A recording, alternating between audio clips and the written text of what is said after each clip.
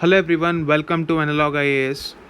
On 3rd February 2021, we'll be dealing with a special issue, one of the most important issues of our times, urban local bodies, and how to ensure a planned urbanization. For this, there is a need for a financial management plan which is very sound and sustainable. In the context of the 15th Finance Commission recommendation on how to give grants to the urban local bodies, this issue becomes very significant in the coming few years. Let us examine why in this particular video.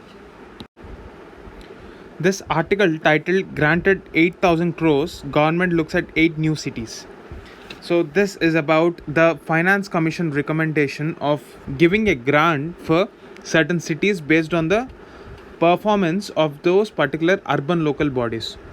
Now, before getting into the technical details of this article, let me give you a brief context about the state of urbanization in our country and why it is important for our economy.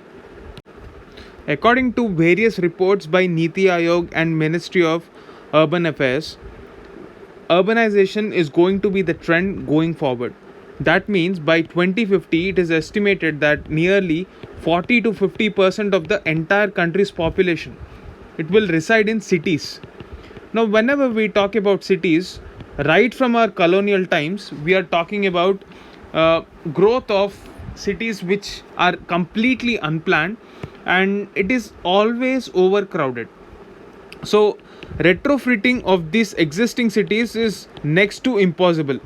Now, imagine the scene in any urban center, whether it is Mumbai, Bangalore, Delhi, Hyderabad, Kolkata, Chennai, any place.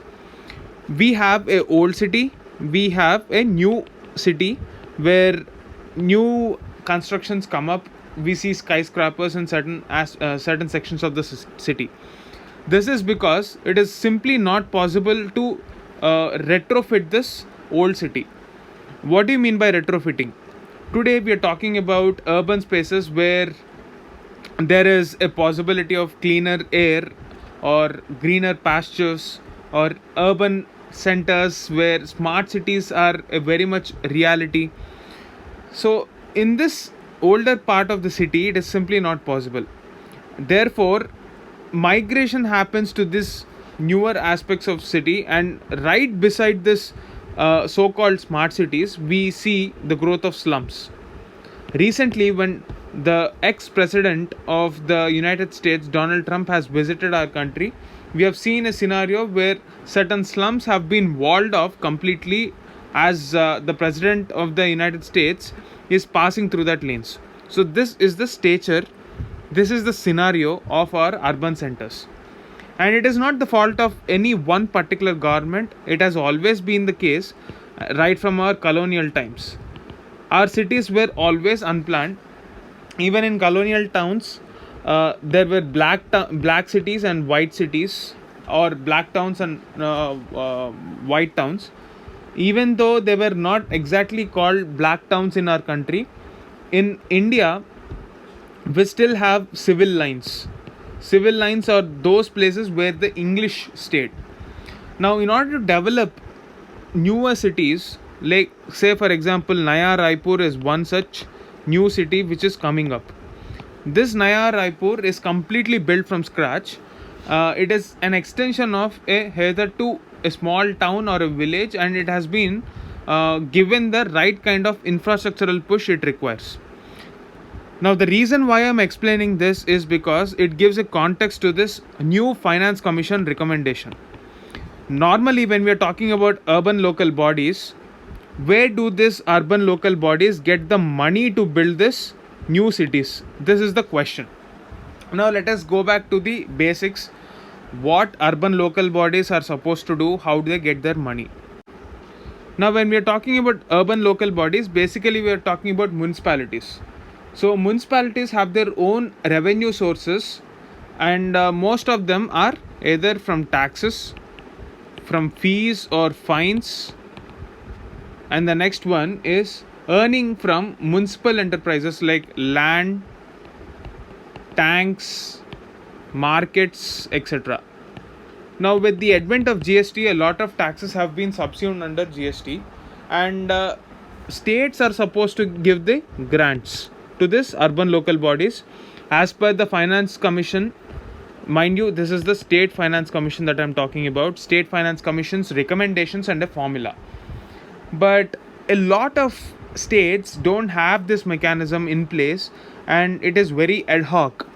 Certain urban centers get a budgetary allocation as per the state budget, and that's about it. There is no established mechanism or a proper framework for ensuring that municipalities are empowered to have this own financial autonomy.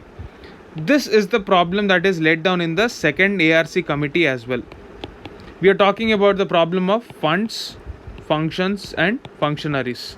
What is this funds, functions, and functionaries? We have already had a question this time in mains 2020 as well.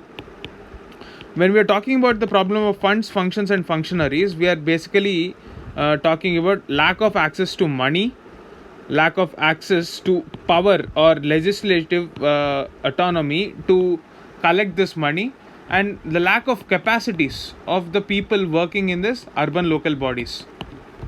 So this problem has amalgamated into a lack of total efficiency in urban local bodies, and therefore whenever we talk about urban local bodies, they're just namesake whenever we're talking about elections.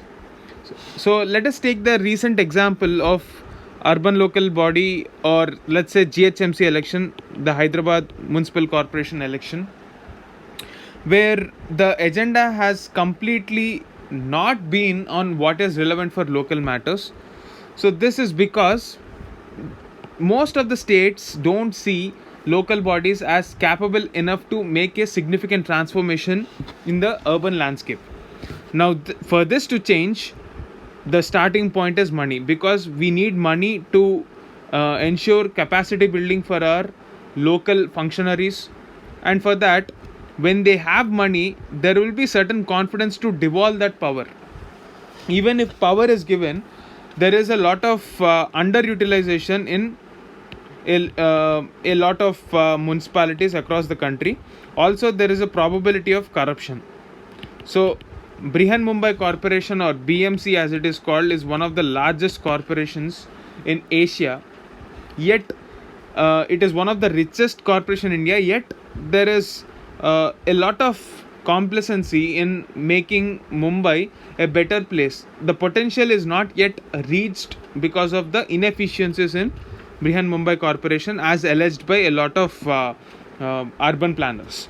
So in this scenario, the step taken by the 15th Finance Commission is very significant. As I've already told, municipalities either get their money from taxes, fees, or fines, or state government should give them. Now, since this is not happening in reality, the Finance Commission has actually realized that there should be a component which is given as per a formula by the center directly to the urban local bodies, and this will be done in two tranches or two methods. Let me explain how. Firstly, there will be a grant. Now this grant cannot be given randomly, because then every single city will demand this grant. So this grant is linked to certain performance incentives.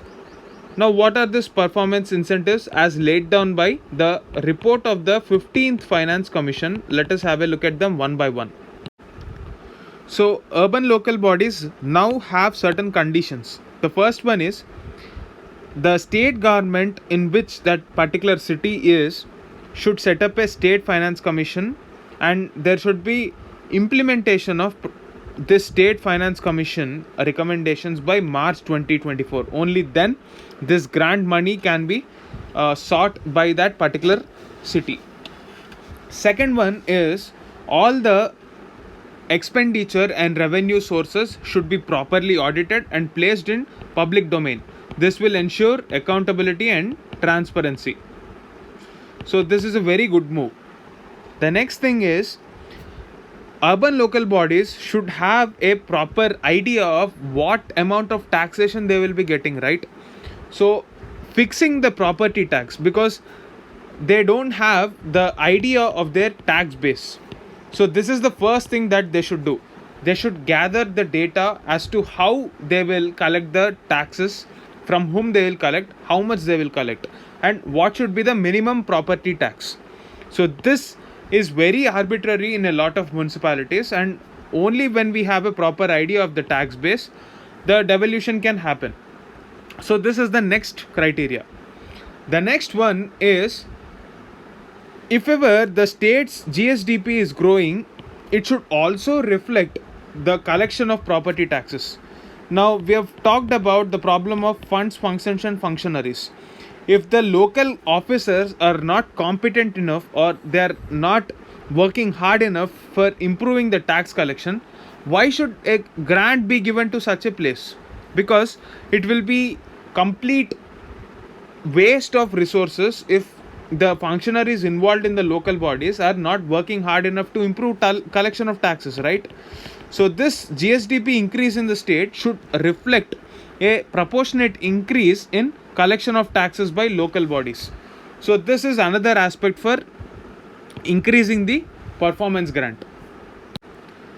Now, on a completely different note, which is not relevant to this article, even rural local bodies have certain conditions like maintaining ODF status, or there are other factors like maintaining solid waste management, or attaining certain star ratings which are developed by the Ministry of Housing and Urban Affairs. And there should be certain drinking water facilities, rainwater harvesting, etc. We will discuss this in detail in some other article. But coming back to this article, so the commission has laid down nearly 1.2 lakh crores, and out of that there is a incentive for 8,000 crores which is linked to this performance incentives. So if ever certain cities are performing well in these parameters, this 8,000 crores will be given to those cities. And in general, for every local body, the total sum has been 1.2 lakh crores. And even for getting this 1.2 lakh crores, the basic minimum, bare minimum should be all these factors. These factors, unless and until these reforms are implemented, they will not be eligible to get this grants.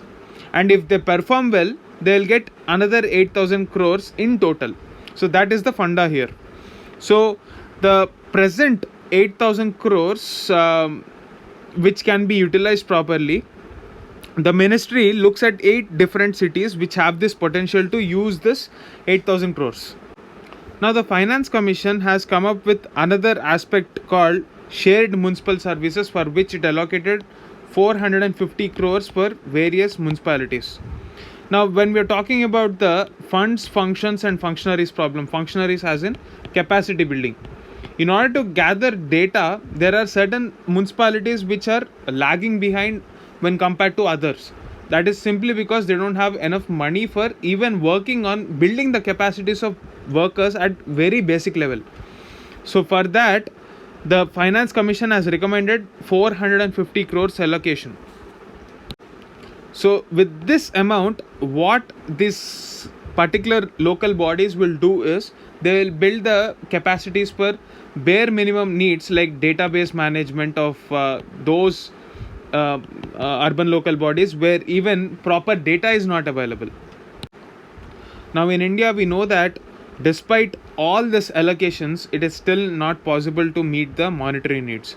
So that is why we see cities taking extra budgetary routes, like say recent example, we have seen Lucknow going for municipal bonds. Now what is the concept of this municipal bonds? In municipal bonds, what happens is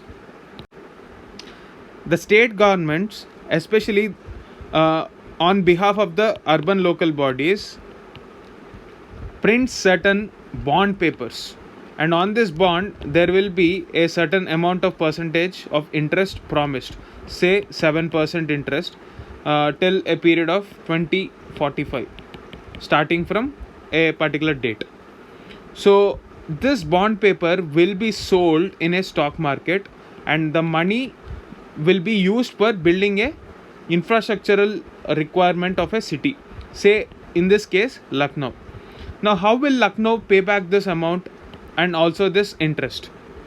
This will be done through the fees that will be collected, say parking fees or fines or amusement park entertainment fee, etc., which can be imposed by urban local bodies. So it will develop the capacities and taxation powers to get its own revenue, and it will pay back. So this is the extra budgetary route that will be taken by cities. Now in order to gain confidence of the investors, government will be earmarking. When I say the government here, it will be either the state government or central government. Most of the times it will be the central government giving a certain guarantee for these bonds. In case this bonds fail, the government will ensure that the investor is safe enough. So that is the logic behind this entire scenario. So this is very much required given the uncertainties that we are going to face in the future. We don't want mega cities. Mega cities sound very lavish and grand, but they are actually very bad places to live in if we are living in an unsustainable way. We don't need more and more slums in our cities, because in the future we'll be facing every sort of a stress: water stress, environmental stress, climate change, all will take a toll on our livelihoods. So therefore it is important to have a sustainable urbanization agenda. So that is the gist of this article, a complete explainer on how funds are allocated for urban local bodies.